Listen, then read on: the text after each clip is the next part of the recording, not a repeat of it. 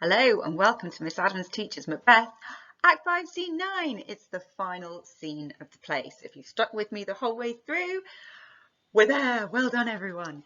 Okay, quick plot summary. So obviously this scene is all about victory, the sense of victory. It begins with Malcolm, Seward and Ross having a conversation at the battle. Seward, this is Daddy Seward, discovers that, of course, his young son has been slain by Macbeth. And he and Ross and Malcolm have a conversation about the type of death it was and the fact that he is now with God. And so there's a sense of kind of, even though it's very, very sad that he sort of served God in fighting Macbeth. So it's considered to be a noble death.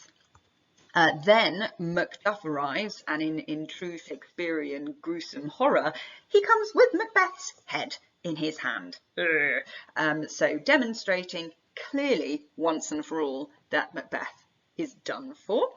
And then, hurrah, hurrah, hurrah, Malcolm talks to everyone about the peace that will be restored, and he offers everyone reparation, new nobility and titles and status, and everything is as it should be.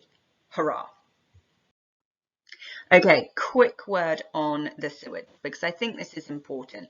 So on discovering that his son has been killed, and the fact that he was killed fighting Macbeth, Daddy Seward says, "Had I as many sons as I had hairs, I would not wish them to a fairer death." Obviously, we've got quite a bit of hyperbole here, and this analogy he's using. So even if every single hair on his head and on his body was the equivalent of a son, he wouldn't mind if every single one of them died, as long as they died the way that his son did, because he talks about it being a fair death, or in this case, using the comparative adjective, fairer death, i.e. the fact that he died fighting Macbeth is noble and worthy, and he wouldn't take that away from him. So he's able to take peace in that moment. Why is this here? Again, it's a sign of that sense of righteousness, that battles do always have casualties, but because he was fighting on the right side, it's not as horrifying. You can agree or disagree on that front. Before we look at Malcolm's final words, there are two quotes that I think are really interesting that are used to describe Macbeth and Lady Macbeth. Macbeth is referred to as a dead butcher, and Lady Macbeth is referred to as the fiend-like queen. And this is just a moment for you to consider yourself. Well, what do you think? Do you think that's fair? I think a dead butcher is an interesting metaphor to use to describe Macbeth, because if you think a butcher, that suggests a kind of sense of skill as well as the kind of gruesome side to it. Think all the way back to Act 1, Scene 2, when it talked about him carving out his passage until he faced the slave. So those kinds of ideas about violence and precision and all of that were used to describe in Act 1, Scene 2 were quite noble then, and it was a sign of his great skills as a warrior.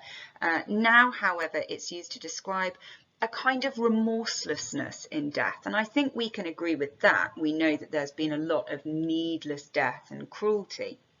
Fiend-like, if we're thinking about Lady Macbeth, now fiend-like suggests devil-like, which suggests that, you know, they view her as being incredibly rooted in evil. This is a moment where, of course, we have it confirmed to us that Lady Macbeth did in fact commit suicide, and I think that in itself is used by the men on the stage as almost like a confirmation of her darkness, because back then it was considered such a huge sin.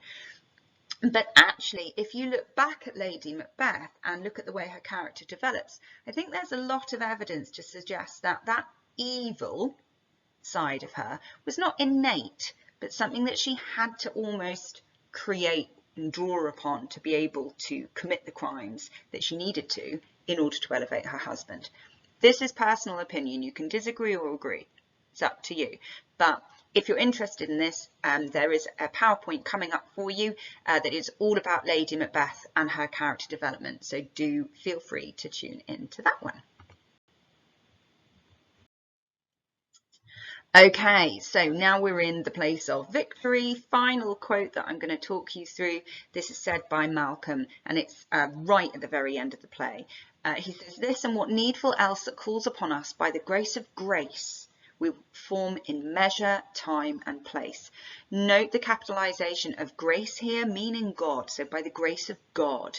So he's reminding the audience, and Shakespeare is reminding the audience, that Malcolm is the rightful king. So the divine order is back in place. All of that chaos that was in the world before has come back together to create order. And you can see that through this triad here, because he's basically saying all of the things that need to be done will be done, but in measure, time and place. So with thought, in the appropriate order and at the appropriate time and at the appropriate place. So it's like the end of the play, we return to a sense of stability, reason, logic, rationality, as well as being under the kind of rightful and watchful eye of God now.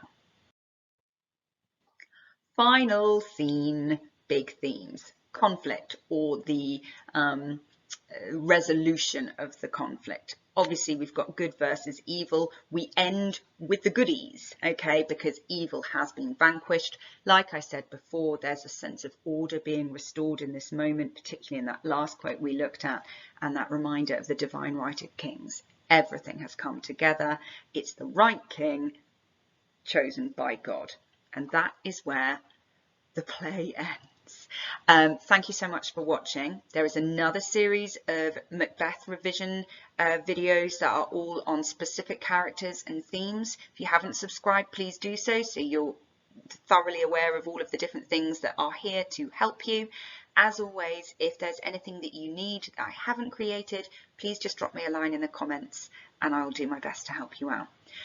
But for the final time in this particular series, thank you so much for watching and happy revision.